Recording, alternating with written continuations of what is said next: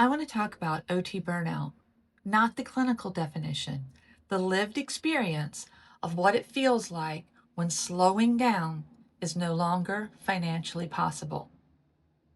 Because those are two very different conversations. And the second one is the one that almost nobody is having with pre-OT students before they borrow. Stay with me, because what I'm about to tell you connects a financial decision you are making right now to a professional reality you will face in 10 years. Understanding that every connection changes everything. Burnout in occupational therapy is real, and it is common. High caseloads, emotionally demanding work, productivity pressure, documentation burden. These are structural features on how OT is practiced in most healthcare settings. They do not disappear because you love your work. But there is a layer underneath standard burnout that almost nobody discusses. That layer is what I watched quietly derail careers that should have been long and fulfilling. Here's what it looks like from the inside. Burnout is manageable when slowing down is an option, when you can reduce hours, take leave, switch settings, accept a pay cut somewhere less demanding. All of those responses to burnout require one thing: financial flexibility. And financial flexibility early career under significant student loan debt is often as its absolute lowest, exactly when burnout first arrives. I watch OTs who genuinely love their work leave the profession in years 3 to 5. Not because they chose to, because the combination of high caseloads, emotional demand, and financial pressure that made the rest feel impossible created a breaking point. The debt did not cause the burnout, but it made the burnout unrecoverable. Here's the part that nobody at orientation tells you. The part I wish every pre-OT student understood before they made the decision to borrow. The borrowing decision is also a flexibility decision. Every dollar you borrow above what you need is a dollar of future financial constraint.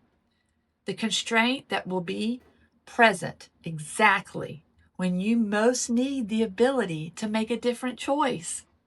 The OTs I watched build sustainable careers did not necessarily borrow less. They borrowed with the awareness of what the repayment would mean for their options. They understood which settings they wanted and whether those settings would support both their clinical goals and their financial reality. They built enough margin that when burnout arrived, they could respond before it became a crisis.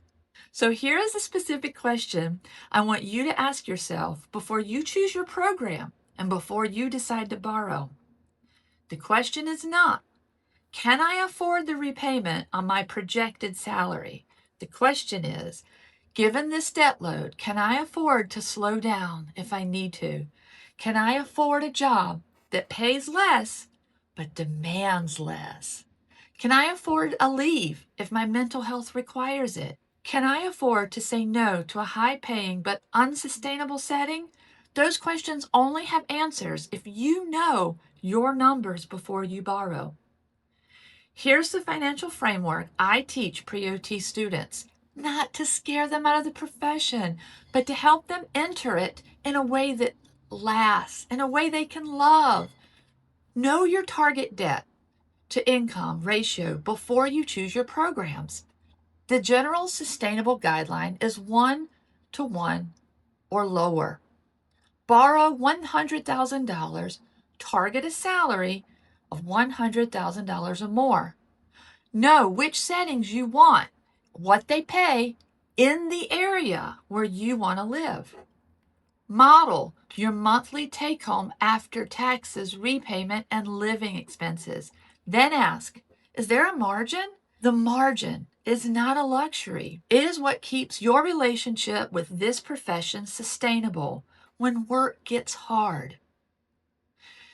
This conversation is exactly what my group sessions are built around. It's not general financial advice, specific, pre-OT informed guidance from someone who watched this play out over 25 years. Space is extremely limited, and Monday and Tuesday groups are almost gone. Tuesday and Thursday slots have opened, and the link is in the description. You deserve to have this conversation before you sign loan documents.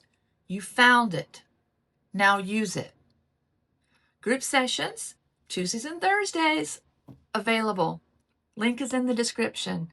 You can also join our school group, OT Students Leveled Up. Resources are there too.